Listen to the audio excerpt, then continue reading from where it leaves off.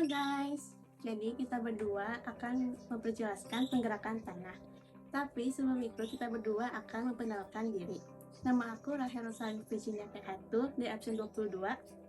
Aku Aziza Rizky Ahmanda, absen 3. Nah, jadi buat teman-teman yang belum tahu arti penggerakan tanah, tonton sampai habis ya. Asal kamu tahu nggak apa itu pengertian dari pergerakan tanah? Jadi, penggerakan tanah adalah salah satu proses masak penggerakan tanah atau batuan dengan cara miring atau mendatar. Karena itu mereka keadaan semula. Nah, karena juga mereka miring tuh karena gravitasi, aliran air, dan juga beban luar. Nah, Asira, kamu tahu nggak sih jenis-jenis penggerakan tanah itu apa aja? Jadi jenis-jenis pergerakan tanah itu ada 5. Yang pertama itu longsor, yang kedua robohan, yang ketiga aliran, yang keempat itu jatuhan, yang kelima itu gabungan. Asal kamu tahu nggak apa penyebab dari pergerakan tanah? Penyebab penggerakan tanah yang satu ini dikarenakan adanya lempeng dari gunung, dan juga gempa bumi bisa menyebabkan penggerakan tanah, dan juga karena likuifaksi. Kalau gitu kamu tahu nggak sih penggerakan tanah itu terjadi pada saat apa aja?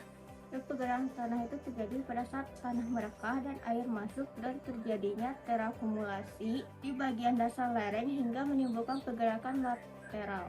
Asal kamu tahu nggak apa perbedaan tanah longsor dengan pergerakan tanah? Tahu. Jadi kalau penggerakan tanah itu kan bergerak dengan cara mendatar atau miring dari keadaan semula. Nah, kalau tanah longsor itu biasanya dari atas tuh jatuh ke bawah dengan penggerakan cepat. Kalau gitu, tahu nggak sih kalau ciri-ciri penggerakan tanah itu apa aja? Jadi ciri pergerakan tanah itu tuh, yang pertama tuh ada rekahan baru pada tanah, yang kedua pintu rumah susah dibuka, yang ketiga terjadinya atau munculnya mata air baru. Asal kamu tahu nggak mitigasi apa saja yang harus kita lakukan saat terjadinya pergerakan tanah? Jadi mitigasi penggerakan tanah itu ada 7. Pertama, hindari daerah rawan bencana untuk membangun pemukiman. 2, mengurangi tingkat keterjalanan lereng sering dengan sistem drainase yang tepat. Itu kedua. Dan keempat, penghijauan tanaman. Kelima, mendirikan bangunan berpondasi kuat. Keenam, yaitu penutupan rekahan di atas lereng untuk mencegah air cepat masuk. Dan terakhir adalah relokasi atau dalam beberapa kasus. Oke, selanjutnya akan ada video tentang penggerakan tanah. Nonton sampai habis ya. Pemirsa, tanah bergerak di Kabupaten Bandung Barat menyebabkan warga mengungsi akibat rumah rusak. Ya, lantas bagaimana kondisi pasca pergerakan tanah yang melanda Kampung Cigombong, Desa Cibeduk, Kabupaten Bandung Barat? Berikut laporan reporter Agam Rizky dan juru kamera Andri Panca. Baik pemirsa, saat ini kami sudah berada di lokasi tempat terjadinya pergeseran tanah di Kabupaten Bandung Barat, tepatnya di Kecamatan Ronggak, Desa Cibeduk, dan saat ini kami sudah bersama dengan Letjen TNI Suharyanto selaku Kepala BNPB, dan berikut dengan rombongan BNPB. Selamat siang Bapak. Selamat siang. Bapak, boleh dijelasin dari terjadinya tragedi ini sudah berapa banyak desa atau rumah yang terdampak, Pak? Jadi kan ini bencananya spesifik ya, longsor dan tanah bergerak. Kita langsung ninjau ke sasaran. Sebelumnya tim BNPB dengan ahlinya dari Badan Geologi sudah hadir. Sudah 3 hari melaksanakan kegiatan di sini. Rekomendasinya memang daerah ini sudah tidak bisa lagi didiami. Tidak, kita tinjau yang harus segera direlokasi itu ada 28 rumah. Tetapi yang ada potensi itu mungkin kami hitung tadi secara kasar paling tidak 40-50 rumah yang harus kita relokasi. Dan ada bangunan besar satu lagi adalah gedung sekolah.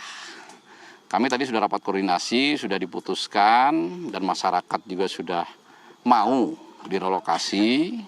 Kita sedang menuju tempat atau lahan yang tepat ya. Tentu saja penunjukan lahan untuk relokasi pun harus berdasarkan rekomendasi dari Badan Geologi, PVMBG, supaya jangan sampai model tanahnya sama gitu, labil gitu. Dan sekarang masa tanggap darurat, masih ada beberapa ratus pengungsi, tapi kami yakinkan bahwa mereka kebutuhan dasarnya selama mengungsi ini betul-betul terpenuhi. Tadi BNPB juga sudah memberikan bantuan kebutuhan dasar dan anggaran operasional. Kita harapkan juga tidak terlalu lama mengungsi, mereka segera bisa direlokasi di tempat yang baru. Seperti itu. Oke, baik Pak. Jadi, kami juga boleh sambil jalan Bapak. Kami melihat di sini ada retakan-retakan yang sangat besar begitu Pak. Dari BNPB sendiri sudah ada kerjasama dengan pihak lain untuk penanganan infrastruktur ini Pak?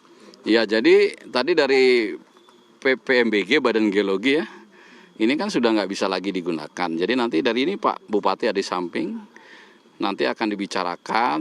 Yang jelas ini sudah tidak boleh lagi didiami. Jadi mungkin jadi kebun, jadi apa. Jadi infrastruktur ini ya sudah nggak usah diperbaiki lagi. Karena nanti di tempat yang baru itu yang kita harus pastikan, di samping membangun rumah, sekolah, juga ada infrastruktur lainnya. Supaya masyarakat yang dipindah betul-betul nyaman lah. Nah, contohnya seperti yang kita relokasi di Semeru, relokasi di Cianjur, relokasi di Bogor, seperti itu. Ya, hingga sampai saat ini pemirsa memang pihak BNPB masih mengupayakan bagaimana mengevakuasi warga maupun memperbaiki infrastruktur yang terdampak. Memang tadi sempat disebutkan Kepala BNPB bahwa nantinya lahan yang terdampak di sini tidak akan digunakan untuk tempat hunian warga dan warga akan ditempatkan ke hunian sementara oleh pihak BNPB dan Kabupaten Bandung Barat. Dari Bandung Barat, Agam Rizky, Andri Panca, TV One mengabarkan. Nah, itu tadi video dan pembahasan tentang penggerakan tanah dari kita berdua. Mohon maaf bila ada kekurangan atau ketidakpahaman dari kita berdua. Sekian dan terima kasih.